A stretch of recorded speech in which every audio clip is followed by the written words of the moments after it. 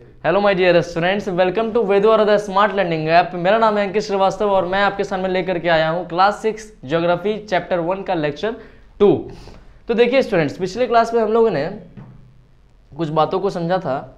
आइए उस पर थोड़ा सा एक बार और विचार विमर्श कर लेते हैं। ये देखिए, प्रीवियस क्लास में हमने सेलेस्टियल बॉडीज के बारे में और सन के बारे में, फिर मून, यहाँ तक के टॉपिक्स को हमने क्लियर किया था। अब स्टूडेंट्स, इस लेक्चर में हम लोग इसमें और आगे बढ़ेंगे और कुछ और चीज़ों को जानेंगे जो कि इस चैप्टर के कॉन्टेक्स्ट में ज़रूरी है।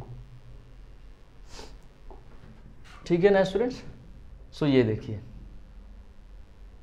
सो स्टूडेंट्स, आज के क्लास में हम लोग सबसे पहले टॉपिक को क्लियर करेंगे, स्टार्स एंड कॉन्स्टेलेशन। तो स्टार्स एंड कॉन्स्टेलेशन क्या है? सबसे पहले आप स्टार्स को जानिए। देखिए स्टूडेंट्स, जैसा कि मैंने आपको बताया कि सन इज ए स्टार, तो फिर स्टार क्या है? So star is a mixture of gases. तो देखिए, सबसे पहले आप सोचते होंगे कि स्टार इतना ब्लिंक क्यों करता है, आखिर क्या रीज़न है इसके पीछे जो इतना ब्लिंक करता है। तो मैं आपको बता देता हूँ। इसके अंदर क्या होता है, इसके अंदर एक प्लाज्मा सब्सटेंस होता है जो इसको ग्लो करने में और ज़्यादा हेल्प करता है। वो आपको इसमें जानना नहीं ज़रूरी है, लेकिन फिर भी आप एक नॉलेज के लिए, इसको एक्स्ट्रा नॉलेज के लिए जान लो। सो देखिए, सबसे पहले it is a mixture of gases. उसके बाद ये एक लुमिनस ऑब्जेक्ट है। जैसे कि मैं बात कर रहा था सन के बारे में, sun is also luminous object, it has its own light. So just like sun, stars have also their own light, they emits their own light. Okay students, तो इसके पास अपनी हीट और लाइट होती है। अब देखिए स्टूडेंट्स, स्टार्स में हम लोग थोड़ा और जानेंगे आगे, तो आपको जानने को मिलेगा कि देखिए, स्टार्स ऐसा नहीं है कि एक या दो या 1000 या 100 इस तादाद में नहीं, billions of stars are there in the solar system. So देखिए, कुछ स्टार्स ऐसे हैं जो आपस में एक ऐसा पैटर्न फॉर्म करते हैं जिसकी वजह से एक अच्छा सा आपको पैटर्न देखने को मिलेगा। So what you can say that group of stars made a pattern that is called constellation. देखिए, आप यहां पर समझोगे कॉन्स्टेलेशन के बारे में। देखिए, जैसा कि यहां पर लिखा है कॉन्स्टेलेशन। सो कॉन्स्टेलेशन क्या है भाई? सो कॉन्स्टेलेशन हमारा क्या है? Patterns formed by the alignment of different group of stars. यानी कि कुछ ऐसे स्टार्स हैं जिनके ग्रुप के अलाइनमेंट से एक पैटर्न फॉर्म होता है, जिसको हम लोग क्या कहते हैं? कॉन्स्टेलेशन। देखिए, यहाँ पर कुछ कॉन्स्टेलेशन का जिक्र किया गया है, जिसमें सबसे महत्वपूर्ण है Ursa Minor and second Ursa Major. तो उर्सा माइनर और उर्सा मेजर को हम लोग अच्छे से समझते हैं।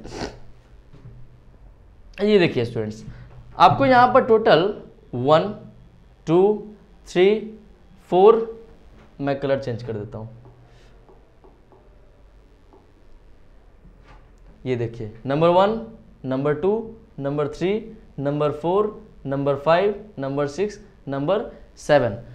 तो देखिए स्टूडेंट्स, इस यहाँ पे टोटल 7 स्टार्स हैं। नंबर ऑफ स्टार्स कितने हैं? 7 हैं। सो ये जो 7 स्टार्स हैं, ये आपस में मिल करके एक पैटर्न फॉर्म कर रहे हैं कुछ इस तरीके से।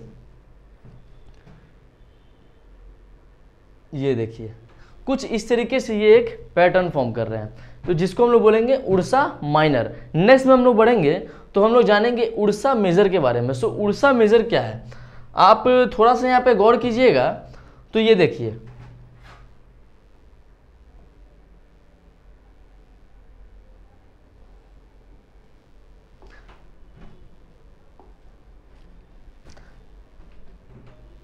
मैं यहाँ पर फिर से बना देता हूँ। ये देखिए, सबसे पहले हम लोग जान रहे थे उर्सा माइनर के बारे में, सेकंड में हम जानेंगे उर्सा मेजर के बारे में। So Ursa Major and Ursa Minor. So Ursa Minor और उर्सा मेजर क्या, आप यहाँ देख सकते हैं, ये शेप कुछ ऐसा है। उर्सा मेजर में ये शेप कुछ ऐसा है। आपको ऐसा नहीं लग रहा है कि यही फिगर को हॉरिजॉन्टल कर दिया गया है इन दी लेफ्टवर्ड डायरेक्शन? इसको लेफ्ट में ऐसे झुका करके वापस से एक उसी पैटर्न का फिगर तैयार कर दिया गया है।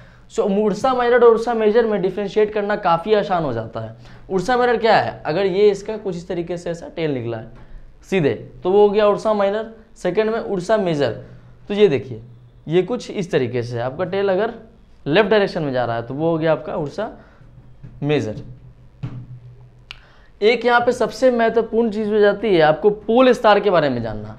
तो पोल स्टार क्या है? देखिए पहले के ज़माने में जब हमारे पास कंपास वगैरह नहीं होता था, तो जो शिप्स में यात्री सफ़र कर रहे होते थे, आप कह सकते हो, तो वो लोग क्या करते थे, वो लोग पोल स्टार की मदद से ही जानते थे कि नॉर्थ साउथ ईस्ट वेस्ट क्या है। मैं आपको बता दूं कि पोल स्टार का जो डायरेक्शन होता है वो हमेशा नॉर्थ की तरफ होता है।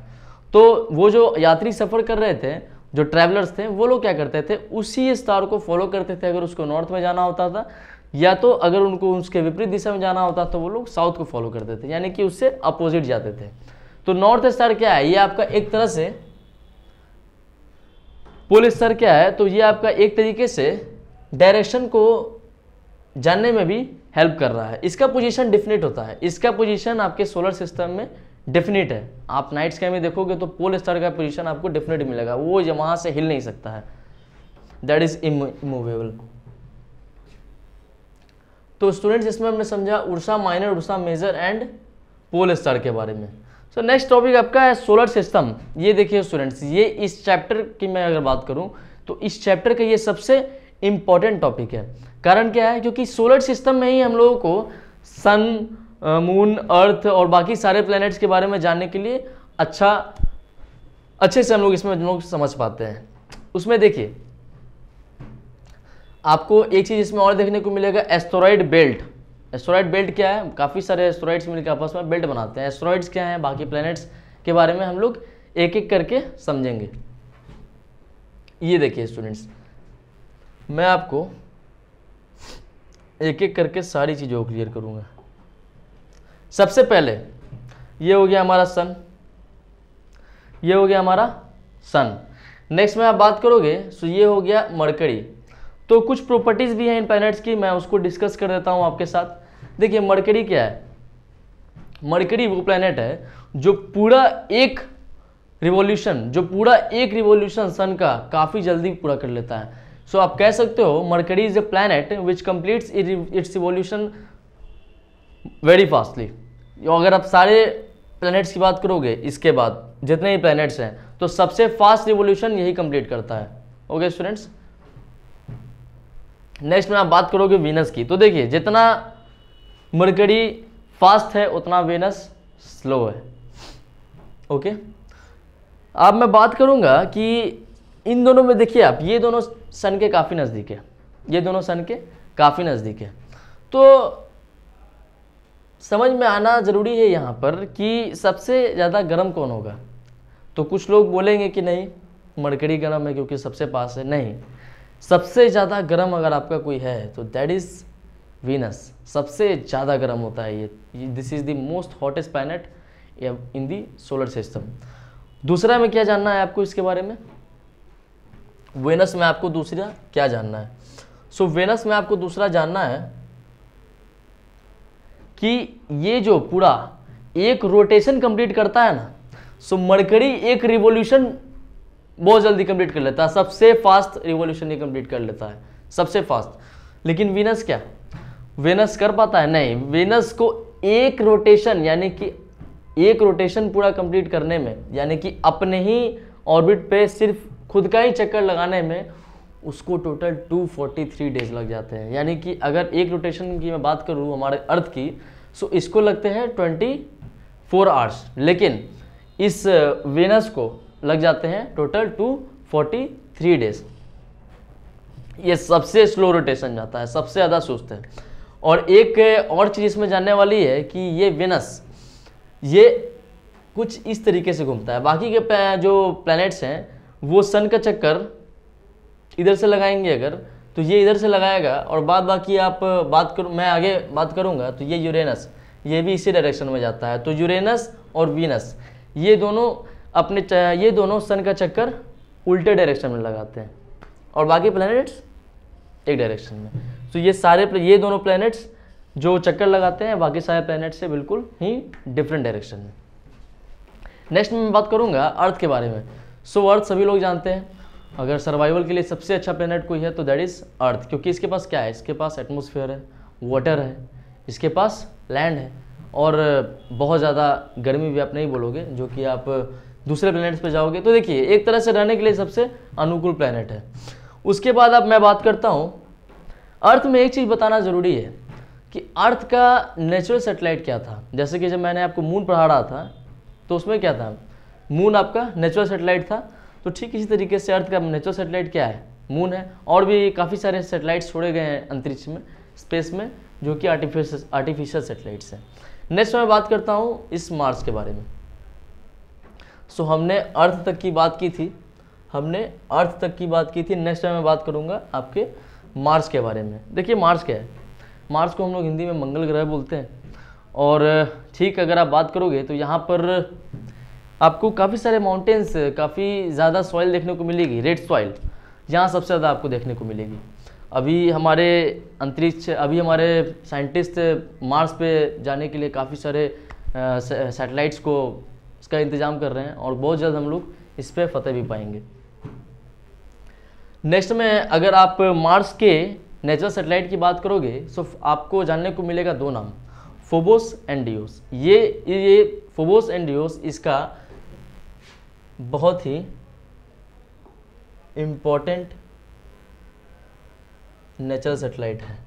सो ये देखिए स्टूडेंट्स, ये यहाँ तक की बात मैं अगर करूँ तो यहाँ तक हमने इनर प्लैनेट को पढ़ा।